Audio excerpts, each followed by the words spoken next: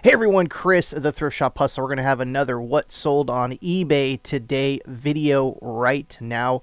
Hope everyone had an amazing weekend. We're going to go basically over all the eBay stuff that I sold over the last few days. We're going to kind of take a little bit of an in-depth look at some of these items, what I paid for them, what was some of the logic behind purchasing some of these. And once again, I'm Chris, the Thrift Shop Hustler here on YouTube. Definitely go down there, click the subscribe button, click the bell for notifications. Also, anytime this video, click the like button if you enjoy this program. I love doing these shows, and let's get right into it.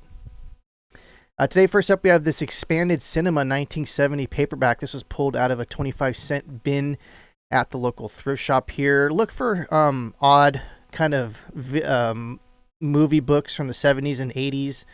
Some of those actually do very well.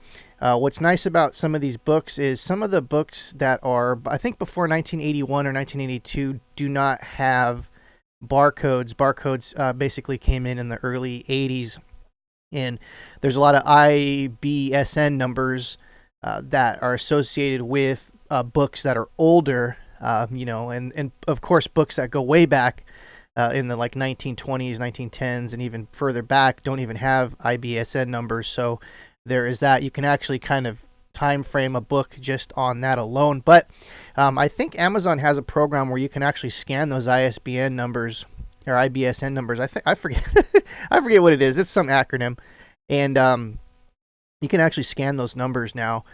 So it's easier to find this. This I have to look up. But anyways, I saw that these are consistently selling for about $20 to $30 in even used condition. This sold rather quick, and this was sent media mail. I send all my books media mail, even if they're light. Well, no, if they're light, I actually will send them first class, but I'll adjust the shipping. What's nice about shipping heavier books is media mail actually saves you a ton of money. It saves your customer a ton of money, and it takes a little bit longer to get to where it's going, but it's usually not too bad. Next up, we have this one-of-a-kind primitive folk art doll. We talked about this before in the last show. I bought a bunch of these at a Halloween event at a thrift shop, and I paid between $4 and $6 each for these. And I want to say I purchased maybe about a half dozen of these, and pretty much they all sold. I think I have a couple left. There was lots of interest in these things. But anyways, this sold for $24.99 plus $5.99 shipping. This doll I thought was actually super, super old. This one in particular. And it could have been, and that was one of the things we've talked about in the show before, is some of these older primitive folk art dolls, they're actually created to look like they're old. So definitely do your research on that. And I usually specify in the auction somewhere that, I'm not sure exactly, date of origin or whatever. But some of these dolls, if you can find some provenance, and for those that don't know, provenance is a fancy word in art to say history of an item. If you can provenance something that's very old, of course it adds value to the item, especially older folk art dolls. Next up, we have this Disneyland 50th Anniversary Retro Marquee Silver Tone Charm. This was purchased at a thrift shop for $3. I think I paid for this. Look out for any kind of Disneyland items, especially Disneyland charms. I mean, there's some of them that aren't worth a ton, but if you do your research, the Disneyland 50th, I think, was actually some time ago, 2005, I'm thinking.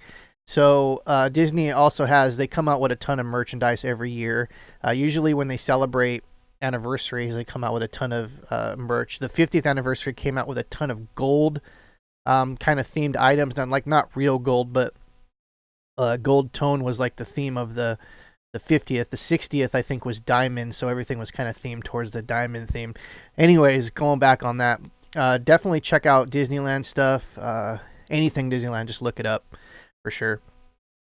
Like I said, I paid $3 for this. I want to say I took a best offer for this for $17 or something. I didn't get $34.99 for this. This was there was none of these online, so I do the high-low theory. We talked about this before.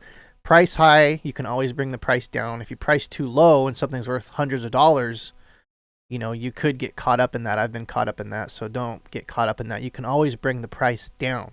You can't bring the price up. If you sell something for $20 that's worth $100, you can't do it. But if you price something at $200 and someone offers you $100, then you kind of can work there. So anyways, that's my high-low theory.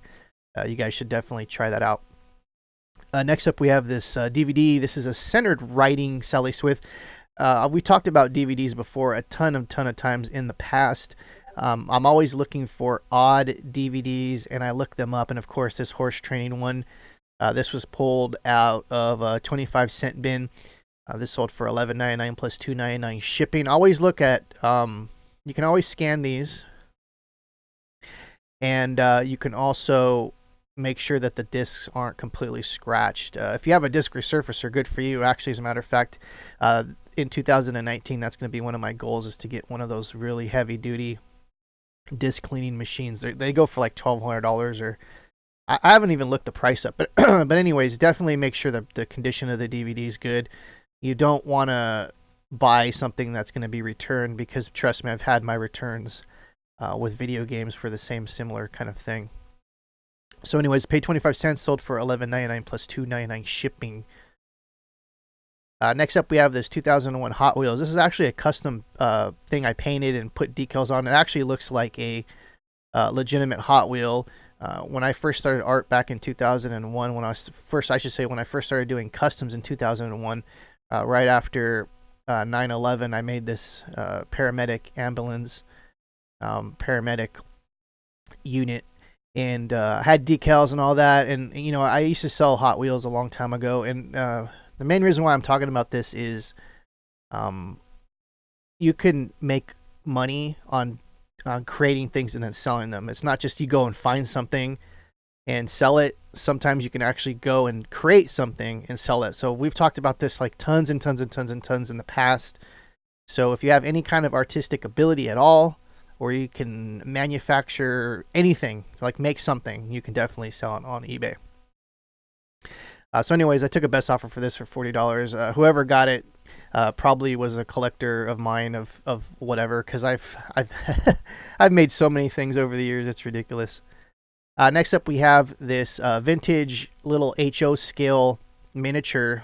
These are basically for train dioramas. They're HO scale, which means I think their 1/57th is HO scale. But anyways, they're very small. This was brand new. This was actually pulled out of a 25-cent bin. I saw this and I knew exactly what this was, and it was like pretty much brand new. This is probably from the 80s. It could possibly be from the late 70s, but I'm guessing it's somewhere in the 80s. Finding this in like mint condition was crazy, to be honest, because this has survived so long. These things are basically held in by just being tucked underneath this plastic thing. So these things tend to get loose over the years. And so finding this in this condition was amazing. Anyways, I sold this for $12.99 plus $2.99 shipping. There's a pretty good ROI on this. I wish there was boxes of these. Some of these actually go for hundreds of dollars if you can find the right ones. There's been many different companies over the years that have made HO scale train little figures. If you find those, definitely look them up. Some of them aren't worth that much, but also you can find ones that are retired that are really rare to find, especially in new condition. Next up, we have this World War II Navy E pin. Actually, I think I paid like $2 for this at a thrift shop. It was in a jewelry cabinet, and I took a look at it, and I noticed that it said Sterling on it, and I don't think anyone caught that. Anyways, I thought this would have gone for a lot more, but I bought it. Anyways, I sold it for $8.99 plus $2.99 shipping. I didn't make too much crazy money on this, but World War II pins, especially silver ones, there are some that actually go for hundreds of dollars. Some of the pilot wings, the bombardier wings. What are some of the other ones? I should actually probably do a video. God, I should actually make a list. I should actually have a notepad of all the different things that I should make a video on. We're going to do a Know Your Stuff video this week. I'm not sure exactly when, but we'll do it. Anyways, this sold for $8.99 plus $2.99 shipping. Bada bing, bada boom. Definitely look for vintage World War II. Now, there's a lot of reproductions out there that aren't sterling.